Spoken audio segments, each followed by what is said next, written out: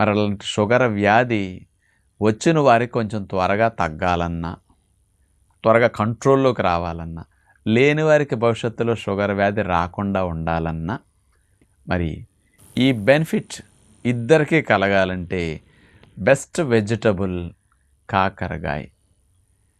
చాలామంది అంటారు చేదుగా ఉన్నవి తింటే షుగర్ తగ్గుతుందంట కదా అని. వాస్తవంగా కాకరకాయ చేదు కాబట్టే చాలామంది ఇతర కూరగాయలు వండుకున్నట్టు వారానికి ఒకసారి కూడా వండుకోరు. ఇదేదో నెలకొకసారో అకేషన్స్గా వండుకుంటారు. కొంతమంది అసలు కాకరకాయకి దరిదాపులకు రారు. కానీ కాకరకాయలో ఉండే ఔషధ గుణాలు షుగర్ వ్యాధి ఉన్నవారికి తగ్గించడానికి, లేని వారికి త్వరగా రాకుండా చేయటానికి అద్భుతంగా పనిచేస్తుందని సైంటిఫిక్గా ప్రూవ్ అయి ఉందన్నమాట. మరి కాకరకాయలో ఉండే కెమికల్ కాంపౌండ్స్ ఏమిటి షుగర్ వారికి హెల్ప్ చేసేది? చారంటీ అనే ఒక కెమికల్ స్పెషల్గా ఇందులో